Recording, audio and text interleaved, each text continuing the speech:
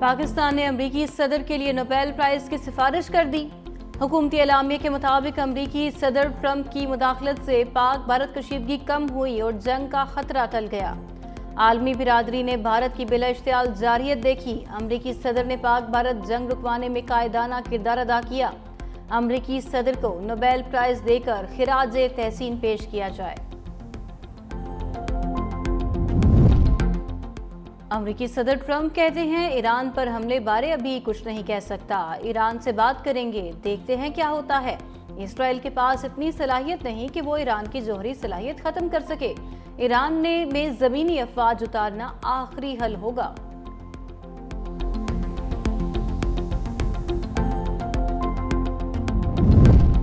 وزیر اعظم اور امریکی وزیر خارجہ میں اہم رابطہ۔ شہباز شریف بولے ایران اسرائیل جنگ کا پرامن حل چاہتے ہیں، پاکستان خطے میں امن کے لیے تعمیری کردار ادا کرنے کو تیار ہے۔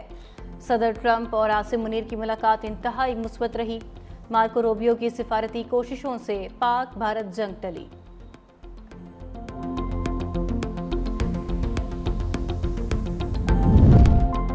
بھارت نے سندھو کی طرف میلی آنکھ سے دیکھا تو ایک اور جنگ لڑیں گے، بلاول بھٹو کی وارننگ۔ کراچی میں جلسے سے خطاب کرتے ہوئے کہا پاکستان دہشت گردی کا سرپرست ہوتا تو فیلڈ مارشل کو وائٹ ہاؤس میں دعوت نہ دی جاتی۔ یہ دعوت پاکستان کی عالمی سطح پر پذیرائی اور بھارت کی ناکامی کا اعتراف ہے۔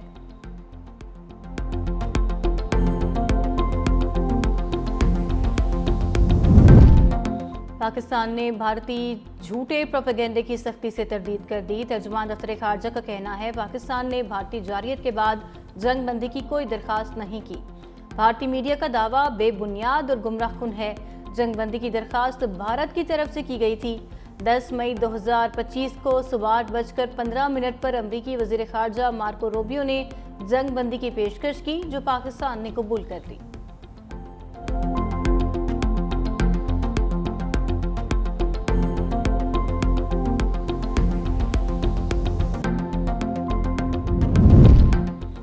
دختر مشرق، شہید جمہوریت، عالم اسلام کی پہلی خاتون وزیر اعظم بے نظیر بھٹو کی سالگرہ۔ پوری زندگی عزم، ہمت اور حوصلے کی بے مثال داستان۔ صرف 29 برس کی عمر میں پیپلز پارٹی کی قیادت سنبھال لی۔ 1988 کے الیکشن میں کامیابی کے بعد 35 سال کی عمر میں وزیر اعظم بن گئیں۔ 2 بار وزارت عظمیٰ کا عہدہ سنبھالا۔ 27 دسمبر 2007 کو لیاقت باغ میں شہید کر دیا گیا۔ صدر مملکت آصف علی زرداری کا شہید محترمہ بے نظیر بھٹو کی قومی خدمات اور قربانیوں کو خراج عقیدت۔ شہید محترمہ بے نظیر بھٹو نے جمہوریت، انسانی وقار اور خواتین کے حقوق کے لیے ناقابل فراموش جدوجہد کی۔ شہید بی بی کی قومی خدمات کو خراج عقیدت پیش کرتے ہیں۔ صدر مملکت آصف علی زرداری کا شہید بے نظیر بھٹو کی سالگرہ پر پیغام۔ کہا شہید بی بی نے آمریت کے خلاف جرأت اور استقامت سے مزاحمت کی۔ ہم شہید محترمہ بے نظیر بھٹو کے ویژن سے رہنمائی لیتے ہوئے جمہوریت کو مستحکم کریں گے۔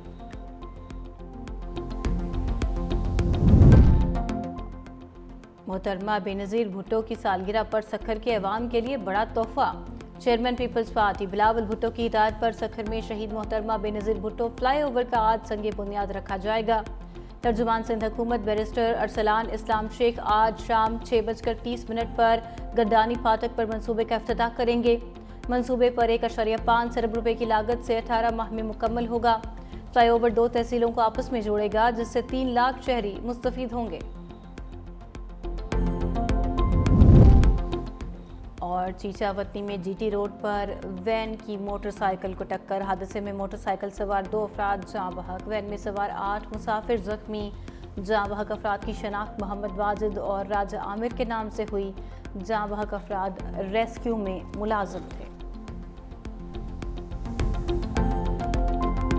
بیٹھک سلامتی کونسل کے اجلاس سے خطاب میں سیکریٹری جنرل انتونیو گوتریس نے کہا ایران اسرائیل جنگ پر سلامتی کونسل آج امن کا واضح پیغام دے۔ ایران اور اسرائیل فوری جنگ بندی کریں، امن کو موقع دیا جائے، جنگ سے گریز کیا جائے۔ ایران اسرائیل تنازع بڑھا تو پھر کسی کے کنٹرول میں نہیں رہے گا۔ کشیدگی کا حل صرف سفارتکاری سے ممکن ہے۔ ایران بارہا کہہ چکا ہے وہ ایٹمی ہتھیار نہیں بنا رہا۔ دنیا میں امن عالمی برادری کی ذمہ داری ہے۔ یو این انڈر سیکرٹری نے کہا برطانیہ، فرانس اور جرمنی کے نمائندے ایرانی وزیر خارجہ سے بات چیت کر رہے ہیں۔ ہر گزرتے دن کے ساتھ عوام کے لیے خطرات بڑھتے جا رہے ہیں۔ ایرانی دارالحکومت تہران کو کئی بار انخلا کی دھمکی دی گئی۔ دونوں طرف سے حملوں میں سینکڑوں افراد متاثر ہوئے۔ سربراہ عالمی جوہری ایجنسی رافیل ماریانو گریسی نے کہا اسرائیل نے ایران کی متعدد ایٹمی تنصیبات کو نشانہ بنایا۔ اسرائیلی حملوں سے ایٹمی تابکاری اثرات کا خدشہ ہے۔ ایران کی جوہری تنصیبات پر نظر رکھے ہوئے ہیں۔ صفاق اسرائیل کی حمایت، شرم امریکہ کو مگر نہیں آتی۔ سلامتی کونسل میں امریکی سفیر بولی ایران کی جوہری تنصیبات پر حملے کے لیے اسرائیل کی مکمل حمایت کرتے ہیں۔ ایران کے پاس ابھی بھی وقت ہے کہ وہ درست فیصلہ کرے اور جوہری افزودگی کا پروگرام ترک کر دے۔ ایران نے حماس کے ذریعے اسرائیل پر حملہ کرایا اور حزب اللہ کو بھی شمالی محاذ پر تیار کرایا۔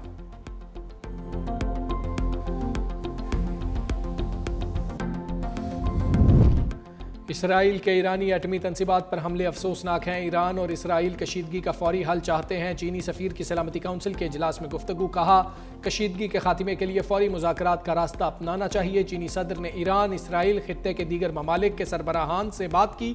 ایران اسرائیل کشیدگی سے پورے خطے میں سیکیورٹی کی صورتحال خراب ہوئی۔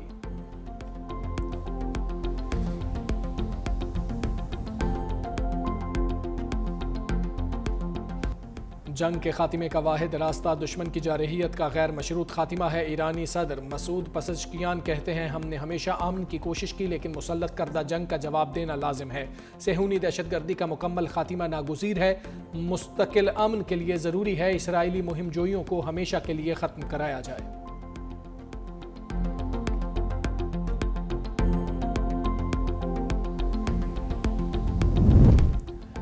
ایران نے انسانی حقوق کونسل میں اسرائیلی شفافیت کے پرخچے اڑا دیے۔ ایرانی وزیر خارجہ نے مقدمہ عالمی برادری کے سامنے رکھ دیا۔ جنیوا میں خطاب کرتے ہوئے کہا ایران پر اس وقت حملہ کیا گیا جب جوہری مذاکرات کی کامیابی کے قریب تھے۔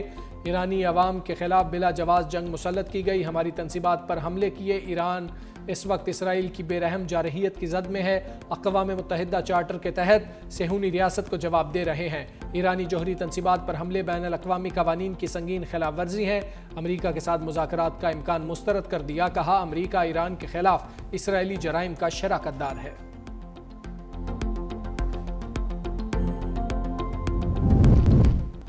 وزیراعظم شہباز شریف کی مولانا فضل الرحمان کی رہائش گاہ آمد۔ مولانا کے صاحبزادے اسجد محمود پر حملے اور اغوا کی کوشش پر اظہار تشویش۔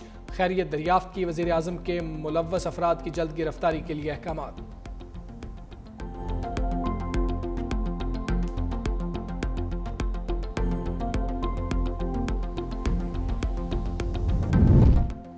ترک صدر سے نائب وزیر اعظم اسحاق ڈار کی ملاقات۔ استنبول میں گرینڈ یوتھ ایوارڈ کی تقریب کے دوران رجب طیب ایردوان سے مصافحہ، تہنیتی جملوں کا تبادلہ۔ ایوارڈز تقریب کا انعقاد ترکی کے صدر رجب طیب ایردوان کے اعزاز میں کیا گیا۔ ترجمان دفتر خارجہ کے مطابق نائب وزیر اعظم نے ترکی کے صدر کو اعزاز ملنے پر مبارکباد دی۔ اسحاق ڈار آج OIC وزرائے خارجہ اجلاس میں شرکت کریں گے۔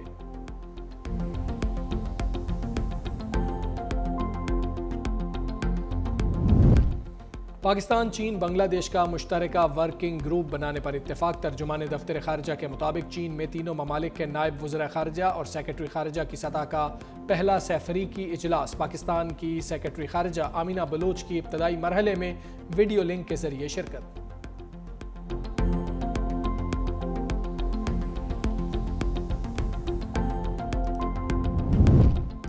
رافیل کے بعد شاہینوں کے ہاتھوں فرانس کی ہاکی ٹیم بھی ڈاؤن۔ پاکستان نے نیشنز کپ کے فائنل کے لیے کوالیفائی کر لیا۔ گرین شرٹس نے پینلٹی شوٹ آؤٹ پر فرانس کو 3-2 سے ہرایا۔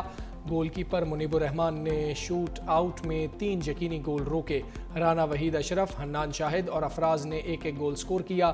مقررہ وقت تک دونوں ٹیموں میں مقابلہ 3-3 گول سے برابر رہا۔ دوسرے سیمی فائنل میں نیوزی لینڈ نے جنوبی کوریا کو شکست دے دی۔ فائنل پاکستان اور نیوزی لینڈ کے درمیان آج کھیلا جائے گا۔